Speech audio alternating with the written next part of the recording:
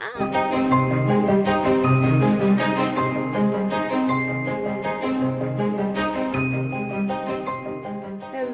and welcome to I Do What I Want by me, Hollis. I'm your host. I do the things.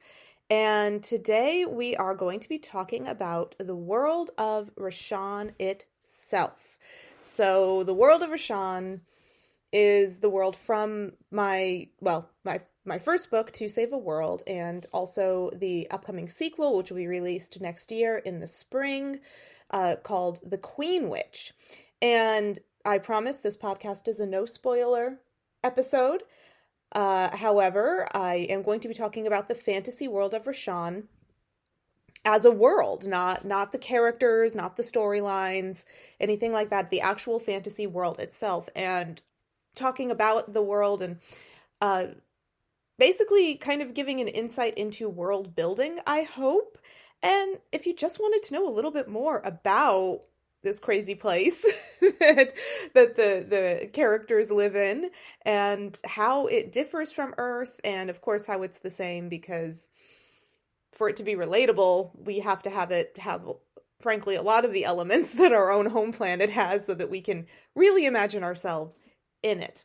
So talking about the world of Raashan, it's a planet, right? It's another planet, and it's a fantasy world. It doesn't exist in reality, but if you want to imagine that such a world exists out in the cosmos somewhere, that'd be kind of cool, right? Maybe I have willed it into existence, perhaps. And it's different from Earth in a few physical ways as a planetary thing. I actually imagine that it is smaller than our own planet. I suppose I should have looked up how big Earth is, but I totally didn't. Our planet, however, or Raashan, is smaller than Earth, so a lot less time to get from A to B. For example, one of the largest oceans on the planet that I call the Vastus Ocean, Vastus, meaning vast. I'm very creative. But that's a very, very large ocean on the planet of Raashan, in between, a couple of the main continental bodies. Similar, you can think about, if you look at a map of Earth, it would be what the Atlantic comparable, but that big ocean from one continent to the other to go straight across via ship is only about 1 month on the ship. Whereas, and I, again, did not fact check myself before doing this, because I just started talking and here we are, but I believe it took roughly 4 months to sail across the Atlantic with, the old-fashioned ships, and before motors were invented, that sort of thing. So it really, and of course Raashan is not as technologically advanced as Earth, but we'll get into that a little bit later. But if you want to kind of look at that, so roughly going by that very abstract equation, you would say that Raashan is perhaps a quarter of the size that Earth is. So even though the people living on it have no clue what the size of their planet is in relation to other planets, it's not as far to get from A to B, or even to circumvent the world. It's small. It's also colder. In the world of Raashan, we have no tropical zones. It is a very deciduous, temperate place. It really doesn't get terribly cold either. It's colder on the north and south poles, of course, but we have a very pretty much universal climate throughout. You probably get a little warmer around where the equator would be, in the center line, but it's really not It's really pretty much just a very, very temperate, very, very forested planet, and there are lots of mountains. It's lots of forest, lots of mountains. If you want to think about the Alps or the Rockies, or yeah, those kinds of places where you definitely have your four seasons, but the summers are not that hot comparatively. You have some places, like if you think of an English summer, if you will, if you think of what summers are in the UK, and then you think about what a summer is in a place, what summertime is in a place, well, like where I live in the southeastern United States. Summer in Georgia, United States, is hot. It's not as hot as places like Florida, but we're considered more of a temperate climate here in North Georgia, and it's we have like that, but it doesn't get terribly cold in the winter, and in the summer I mean, not always, but we get upwards of 100 degrees, and it's humid and huck. Raashan is a little bit more like an English summer, wherein it really doesn't get that hot, but not comparatively to the people who live there. Of course, it gets very warm, but you're not looking at anything that's going to ever go above maybe 79, 80 degrees Fahrenheit on a really hot day. It stays relatively cool, and that, again, for Raashan, that would be a really hot day, and probably closer to the equator, what would be the equator of Raashan. So, and it's humid. We have a deciduous forested planet, and it rains a little more often. It's very, and I love forests. I love them. So, Raashan is covered in forests. Really not a lot of plains to speak of. Lots of rain, lots of, actually a little bit like the moon of Endor, where the Ewoks live. The Ewok planet, kind of similar to that, now that I'm thinking about it. Anyway, so that's what we're talking about as a world in a physical sense. It's a tiny little planet by comparison to our Earth. It's all forested, and that it's humid. That there's a lot of moisture in the air. Rains a lot, lots of forests, and lots of mountains. So really scenic for cool adventure scenes and walking through the woods, right? Very nice. Yes, this is classic, honestly. It's kind of a trope world in itself, I suppose, which is fine. One of the things that makes it a little interesting is this world was, of course, at the very beginning of To Save a World, you learn that you are coming into a post-apocalyptic planet. So this planet has suffered an apocalypse in its own history. In the apocalypse, and I said no spoilers, and I mean it, this is literally the first chapter, like the first couple of pages of the first book. So you have this world in the first book where it's been through an apocalypse, and it's an apocalypse because the gods, which it's a polytheistic world, in the fantasy world, it's a polytheistic situation. There are lots of different gods, like, similar to the old mythological gods of, pick an ancient culture. They all had polytheistic, pretty much all of them had polytheistic setups where you had a god for everything you could possibly think of, and demigods for your other more minor needs, like entertainment or what have you. But anyway, so, you have your god of the sun, you have of course, the sun gods are always a big deal. But you have that sort of a structure. Well, Raashan had a situation where, of course, gods don't get along, because when would they ever do that? That's not interesting if they're all cool together and hunky-dory. So they had a situation where they were fighting, and there was a thing called the Heavenly Wars. And when gods are duking it out, that causes a lot of distress because who actually manages the world? The gods.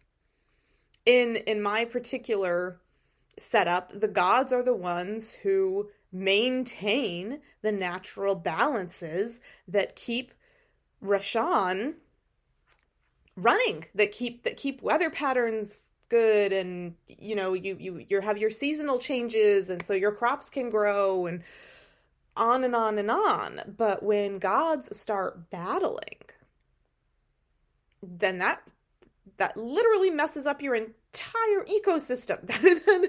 That is so much worse than global warming, because you have a situation where the people or the beings that are responsible for the maintenance of your planet are fighting a war.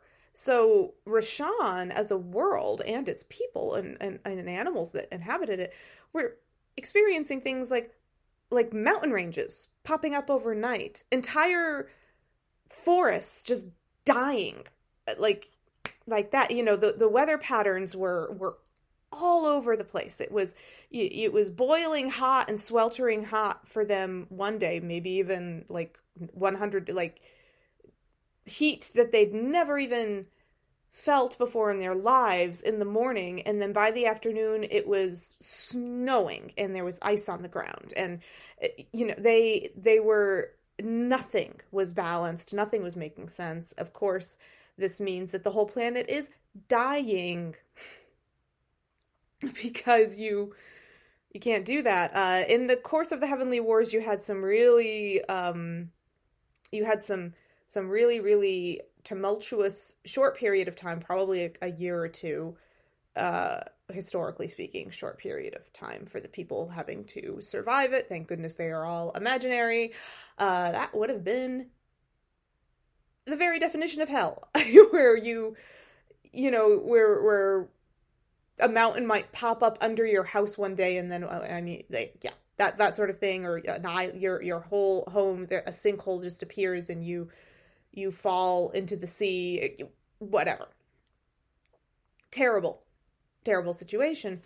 That doesn't last, but the gods all basically kill each other off. And then the world is left without gods. And it's left without a great deal of magic. Magic still exists because the world itself, as I personally like to believe, I like to believe that there's, what you can call magic as a part of just the natural world in itself. There's something about the energies of a planet, and, all the little creatures and the plants and everything that hums with a certain energy, which you can call magic, or you can call science, or you can go, whatever. But in Raashan, there's still magic per se, but it's drastically reduced because the main source of magic would be the gods, who have now killed each other off with their stupid war. So the people of Raashan, the entire world, is just slowly dying. And you're still experiencing these weird weather patterns that make no sense, because, frankly, no one's governing the planet, which was the whole job of the gods. But they're not alive anymore. They killed each other. So the whole thing is just slowly dying. And of course, all of the people are slowly dying because the planet is not capable of providing for the people. They can't grow their crops. They can't, people are getting sick. When the weather and the climate are messed up, basically everything gets messed up. That is a trickle-down effect, and I'm not going to get into all the science of it now, but you, I'm sure, know how that happens and why maintaining the seasons and all of that, and having the climate and environment and everything in proper balance is so important to health and living in general, and just staying alive. Future generations, it's very important. And so I won't give up how or anything, but they do resolve this. To Save a World is about resolving that issue. They do resolve it, and it is something I call the rebirth of the gods. And in the sequel, I reference the rebirth, wherein there are two gods, and essentially a good god and an evil god, because you need balance, that are reborn, and they govern it. They bring things back so that you do have now you don't have hundreds of gods or however many there were before. I never decided, but you have these two gods, but they're maintaining the balance of the world, and they are governing. And so now we have 4 seasons again, which the world of Raashan does have 4 seasons. You've got spring, summer, fall, winter. And the people are getting healthier, and everything is reviving, and weather patterns are back to normal, and climate's good, and crops are growing, and hooray! So we have that. Raashan does get back to where it needs to be. Characters are pretty great there. They figure it out. Which is nice. Read To Save the World to find out how. Available on Amazon. Also available pretty much wherever books are sold. It's on the Ingram list, so you can get it. You can literally walk into your local bookseller, which I strongly encourage you to do. Ask them to look it up by title and author, and they can just order it for you. Which, go through your local booksellers, because small business matters. Anyway, that is kind of the world in itself. We do, of course, have animals that live on the world. Obviously, generalize and not get too much into that. We're talking about non-tropical creatures. There are no parrots on Raashan, sadly. There are no tropical animals. We have sparrows and things like that. There are pelicans. Thinking birds right now for whatever reason. Obviously, you have deer, you have cows, you have bears, you have all of the creatures that you would find in a deciduous temperate forest situation. Imagine that. Lovely squirrels, lots of squirrels. You also have monsters, and just magical creatures in general, and you have, and this is something that the people of Raashan, this is a part of their world. It is a fantasy magical world. So you have creatures like werewolves that are known. They're still terrifying beasts, and they're not incredibly common, but they exist. It's known that they exist. They are not some legend, scary story like they are here on Earth. In Raashan, like, that's a real creature that you have to be mindful of. and it doesn't, you usually never encounter them, but they're real, and everybody knows it. Things like griffins. I haven't written about any griffins yet, but they do, in my mind, they exist. Unicorns exist. You have all these things. Fairies exist. And fairies, however, I think are a little interesting, because in Raashan, very similar to how the lore of fairies are here on Earth, fairies generally, they kind of don't care about people. They are not good, they are not evil, they're neutral, much like humans are neutral. You have good people, you have bad people, but it's the same with fairies. But also, fairies are generally highly unconcerned with whatever the humanoids are doing on Raashan. That's not their business. That's not their world. That's not their culture. They don't really care about you. And as a result, the fairies don't bother to make themselves known. So fairies are actually kind of, they're as an author, I'll tell you, they're real creatures on the world of Raashan, and they actually fairies have a pivotal role in the sequel, The Queen Witch, which you read it this spring to find out what that is. But the fairies themselves actually, they're like animated plants. They're not like people with wings. like the little people with wings that we imagine, or any of the more like traditional like Tir fairies from Gaelic legends, things like that. They're much more they're plants. They're animated, cognizant, intelligent plants that can move and have some magical capabilities that are just innate for them, and it is really cool. So many people of Rashan would walk by a tree, for example, and that tree might be a fairy, but they would just never know, because since fairies are plants, like if you break a twig off the tree or something, that might physically hurt the fairy, but it's not going to be any different in appearance or feeling or anything for the person doing the breaking than it would be from breaking a twig off of any tree that wasn't a fairy. Maybe a little sap will come out because they bleed sap or whatever substance, like I know like certain bushes and things, they have, I don't know what it's called, but like the milky white sappy stuff. I guess it would be a type of sap, like that milky white that comes out of like ficus trees and things like that, and that's what they believe, because they are sentient plants, and some of them do have little wings. The smaller fairies, like little bush fairies and tiny little flower fairies, they have like almost like they're so translucent and fine and delicate that they're practically invisible, but they can fly around.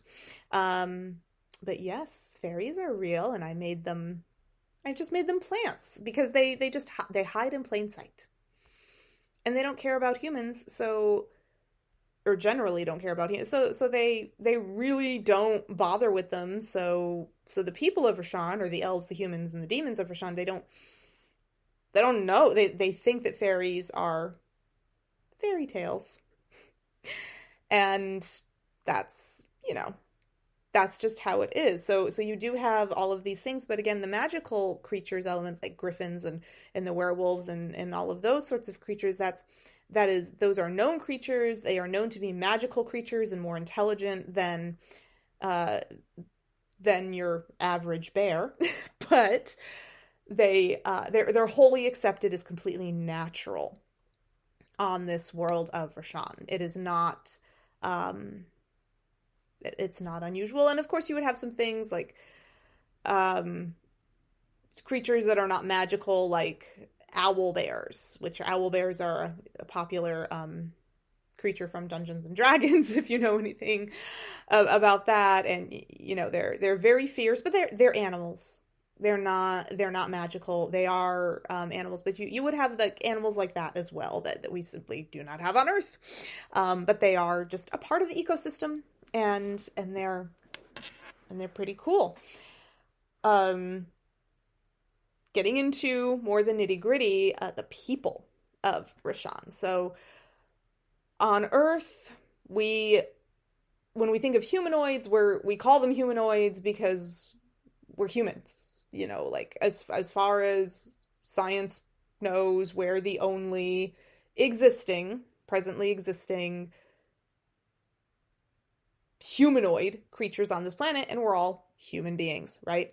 Well, in the world of Rashan, like many fantasy worlds, pretty much all of them that I know of for the most part, there are elves. The elves of Rashan are a little different. All elves are kind of have, your classic little template. They're pretty, very long-lived. The elves of Rashan live for about 800 years. The elves of Rashan are tall. They, of course, have pointy ears, and they are generally considered to be more physically attractive than humans. Again, generally considered. It's not like elves are always the hot ones. It's like, generally speaking, their features are a little finer, or whatever you want to call it. Elves, in my world, the race of elves are just as diverse as human beings are. So humans, of course, are very diverse. You have, depending on where they're from, you have all these different skin tones and shapes and sizes and cultural ways and that sort of thing. And the elves are no different because humans and elves are all over the planet. So, depending on what continent they're from and, how warm or cold it is where they are, you've got different cultural practices, you've got different fashions, you've got different skin tones, you've got different hair, you've got different eye colors, blah, blah, blah, blah, blah. Of course, defining factors are that the elves are, physical factors. I'm sure I am not a geneticist, so I can't get into oh, these have these blah, blah, blahs and whatever. It's, the humans are human, but from where they're from, they are a little different. But humans always have round ears and, 2 eyes and da da da da, and are going to be a little shorter, and the elves will always be a little taller, pointy ears, and, eyes and hands and feet. Those are all in all the same places. Then you have a third race, humanoid race, that I call demons, and I use the word demon and people go, oh gosh, so they're, the automatic thought that they're evil, which they're not. They're just another humanoid race. And I kind of like calling them something. I called them demons. Number one, because as you know, this is based on a role-playing game that I played with my best friend, and that's what we called them in the game for the sake of just having a terminology to call them. But when I was writing the book, I still decided to use just that generalized terminology because I thought, what, this is a fantasy world, and I wanted to kind of try and make the reader get out of their own predetermined ideas about what a demon was. Because these aren't earth demons. These are Raashan demons. And Raashan demons are, frankly, just people. They look different. They act a little different, but so does that other guy from, the next continent over who's a human or an elf. It's that sort of mentality. So, and the demons do come in a wider variety of cultural and physical traits. You have a lot of different kinds of demon. In the books I reference there's swamp demons, and of course they live in swamps and they look like they have drippy moss coming off of them with these huge lantern eyes because they're more nocturnal, and they stink kind of like a bog, and it's not super, to humans, not very attractive. And then you have your classic, what you might call a devil demon that looks they're red-skinned, 2 big black horns and sharp teeth and maybe yellow eyes with the slitted pupils, and the goat, the hooved feet, huge muscular bodies, that kind of thing. They, oh no, I called those behemoth demons. I didn't call them devil demons. Ha ha ha. But, yeah, they're called behemoth because they're huge and they have, they're big, muscular, but anyway, they look like a lot of the classic version of the devil that you might imagine from Earth mythologies. And that sort of thing is something, but still, these are all just people. One of the big differences between the race of demons and the races of humans and elves are humans and elves are generally omnivorous, like most humans on this planet are generally just omnivore. All demons are carnivore. They're carnivorous. They don't eat vegetables. They're like a cat or something. They don't that's not what they live off of. And most demons eat their meals raw. It's not something that the humans or the elves find terribly tasteful. And of course, humans and elves are killing animals too. They're just eating them differently. And that's something that there's a lot of, between the different humanoid races of Raashan, you have a lot of talk between the characters, because you have characters from different backgrounds, different races. You have humans, elves, and demons all hanging out and going on adventures together. So you run into these differences, and you run into prejudices, conscious or consciously, that the characters have an issue with one or the other, or being in a certain city, and that sort of thing, and they have to deal with them. But generally speaking, the humans and the elves are much more prejudicial against the demons, largely because of, well, appearance, because demons simply look scarier in general. Not all of them, but a lot of them. Some of them look cuddly, quite frankly. Some of them look like they're furry, and they're cute in a way. But they generally look a little scarier, and they're all carnivorous. So that to another humanoid is off-putting, even though it is not an actual issue. If you know what I mean. There's no real problem here. Like, this is just who they are. That's just what they are. And they're not hurting you. Yeah, they look a little different. Maybe they smell like a swamp, but and they're having their own meal, but they're by no means forcing you to live that life. And thank you, don't do the same to me. And that sort of thing. So I enjoy when I'm writing, I didn't do it purposefully, but it sort of just happened naturally for me while I was writing, that I enjoyed having the cultural interactions, and having the characters sort of confront some of their own predetermined cultural mindsets about each other, and how they resolve, or not even resolve, but come to understand each other, and through understanding an individual who is of a different background than themselves, they come to understand more about themselves, and about like how they should be viewing the world, and how cool it is, quite frankly, to be able to share with each other certain things. And that's something I really like about writing about Raashan. It is, I'll be honest. I think it's a really cool world.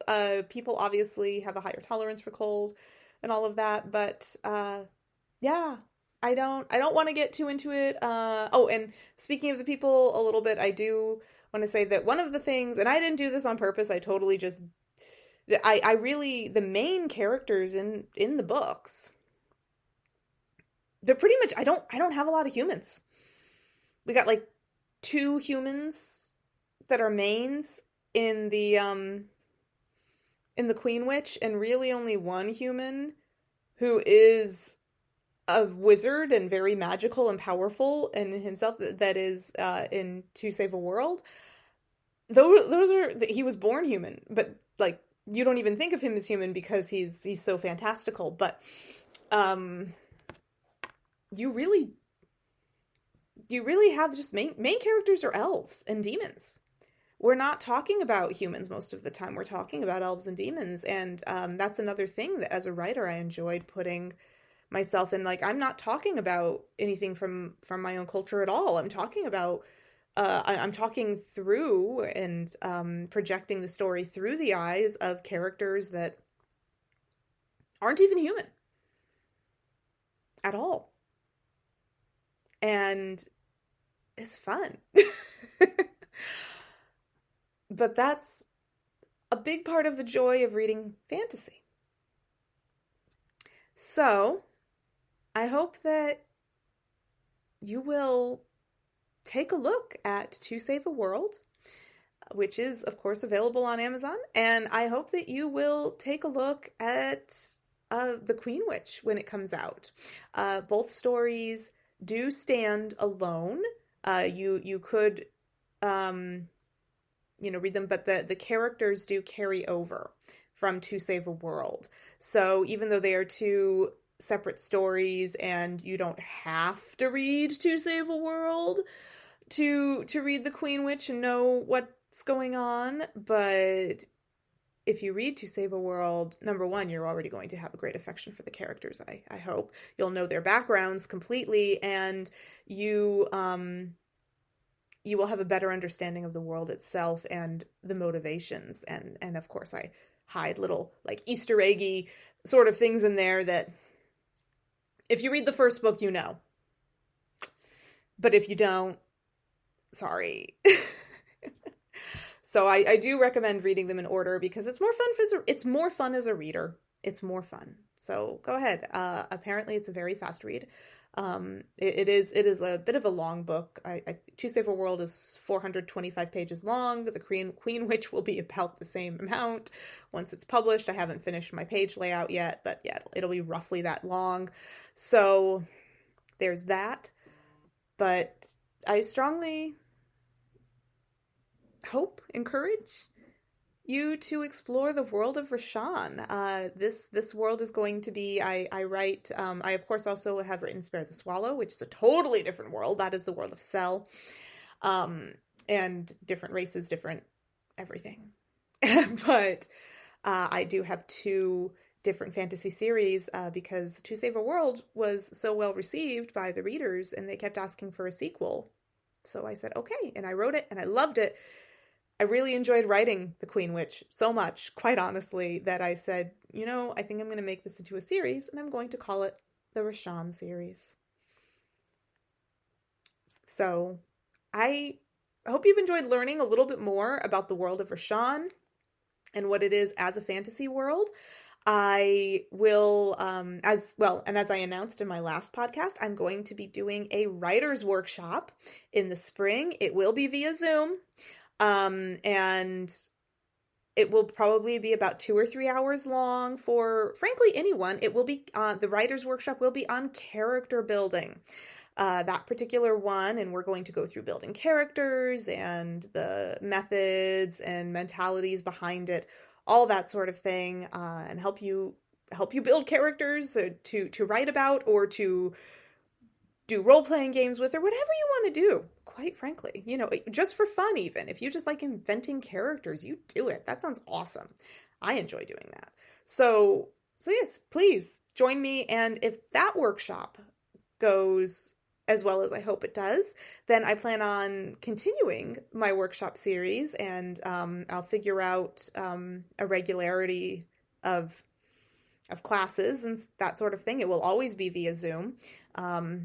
Just because I know I have a lot of people who are out of state, out of country, who come and who read my books, and I love that very much, and I very much appreciate it. But in the interest of being there for my readers, I would like to have workshops where people can attend remotely, so that they can always just, be there. The internet's a wonderful, very cool, magical, perhaps, thing. So look out for the writer's workshop. I will be announcing the dates of that in 2023. And if that is a success, my next workshop will probably be a world building workshop, because it is so fun. I love building fantasy worlds and drawing maps. It's a very exciting thing. Thank you so much, as always, for listening. I honestly am always grateful.